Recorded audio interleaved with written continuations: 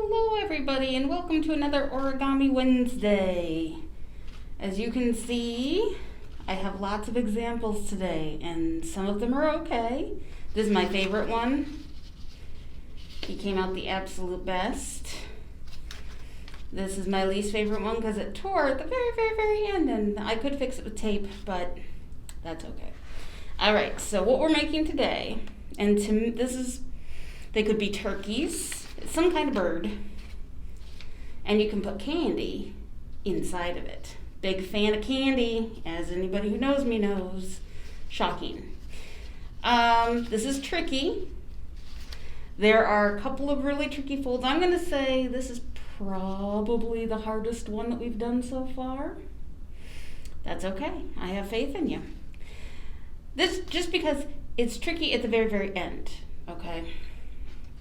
So we have all these, I think they look like storks or like cranes that are swimming. But I think the biggest part is you could put candy in. So while I know that a lot of us can't have Thanksgiving with our families because we can't travel outside of our bubbles, we can make little presents for them and hold on to them till we see them next time, okay? Especially the littles. Now, we can try to do folding like this with the littles. Be patient. Be patient with them. Be patient with yourself. Okay? So I have blue, purple. So, first thing we're going to do is fold diagonally, corner to corner. I like how a lot of these things start the same. So you start out corner to corner.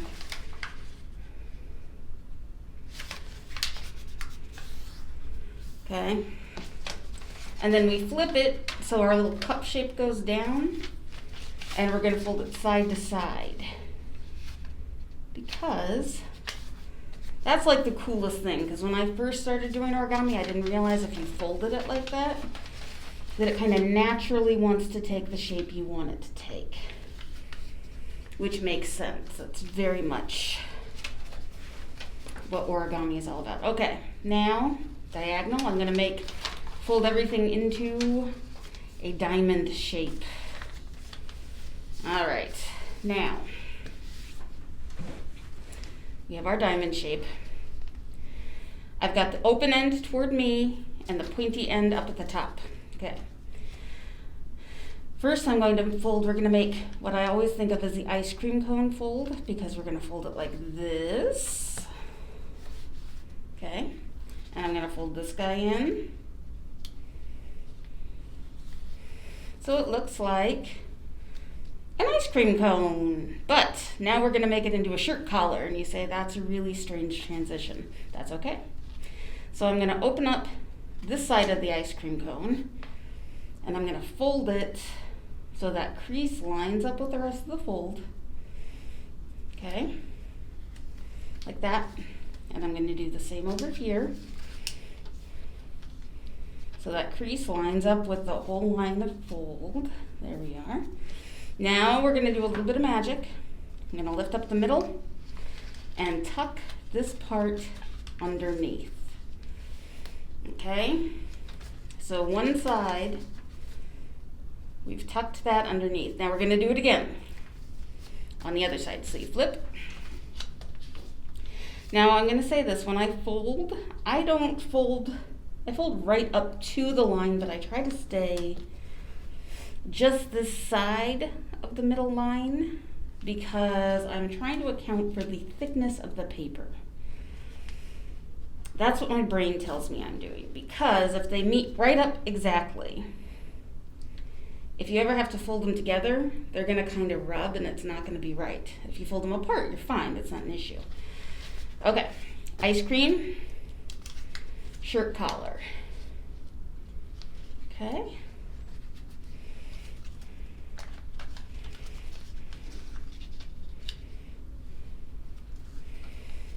And then lift up the middle part and tuck your edges back under.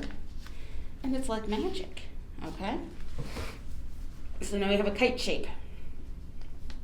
I'm going to take this, I'm actually going to close it So those two guys are in the middle, so it's still kite shape, but we've changed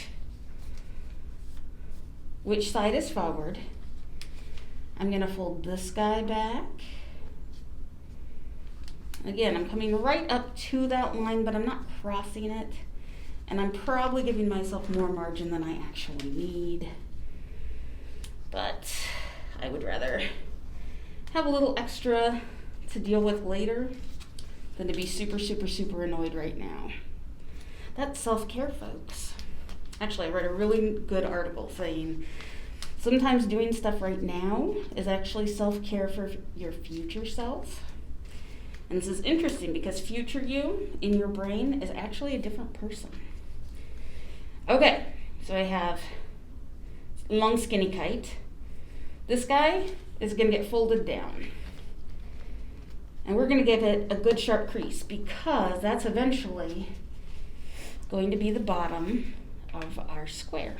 Okay. If you wanna fold it the other way and give it another crease, you can. I'm not doing that.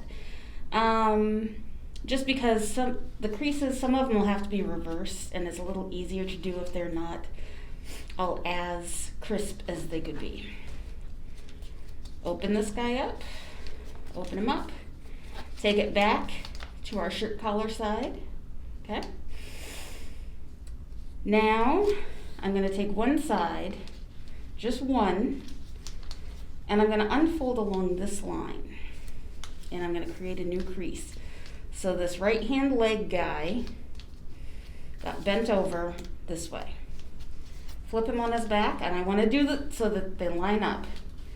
So this guy gets unfolded, this guy gets creased, and they line up over here. You know why? Because these are wings. That's how far we are.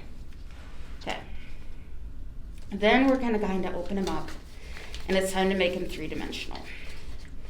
Which makes the rest of this a little bit more difficult to fold, but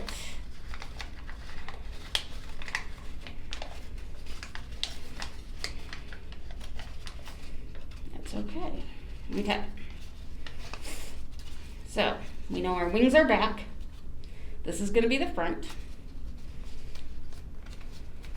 I'm going to unfold and unfold. Now where you have a little bit of a tricky part. This is the part that I have trouble with. Because it's up in the air, because we're working three-dimensionally. I need this guy come over, and it's basically getting a crease from this little corner down here all the way up to the side, okay? Here's the center fold. This is something I picked up this morning when I was doing this 80 million times. When I come back to do this, I want to be sure that that crease is kind of at the apex of where I'm folding. Now, see, I just made a mistake. That's okay. He will not be perfect. That's all right. But these two lines more or less line up, which is going to make my life a lot easier. All right, so now I'm going to bring these guys together, okay? This guy gets folded down, so we're creating this little, I think this looks like a face. And again, I think we've talked about, I don't know any of the actual words. I just kind of describe what it looks like to me. It looks like a little bird beak.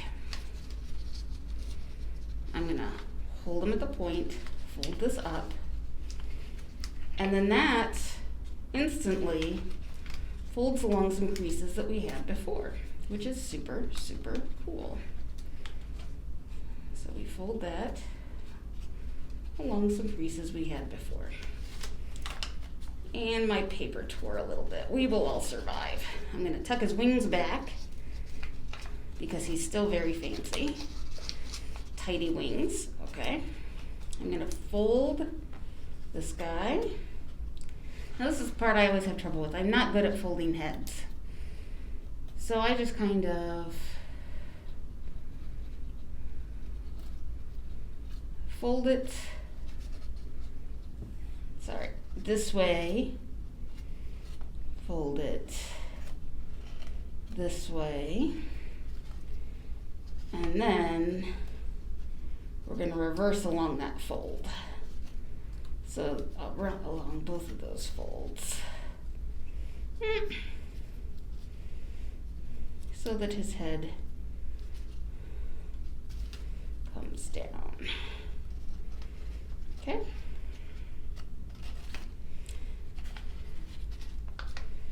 Then we're ready for the last part. We're going to do the butt part. I'm going to fold this wing over the back and this wing over the back. I'm going to open up his tail feathers, fold them over. Okay. And then I'm gently going to pull out this wing. And I'm keeping a good hard crease up here at the top. Pull out. That's okay. Tuck him back under there. Pull out this wing.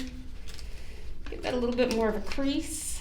And you now have earned the Hershey's Kiss that would live inside of him, because you have made a little paper crane boat.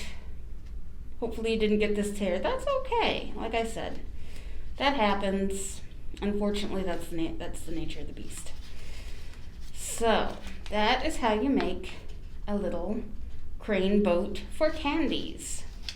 Hopefully these will be good for when you do get to see your family again. I hope everybody has a happy Thanksgiving. I should see you before then, but if not, be safe. Stay with your family as much as you can, but be safe. Let's fold that guy down. Then he'll have more lush wings. There.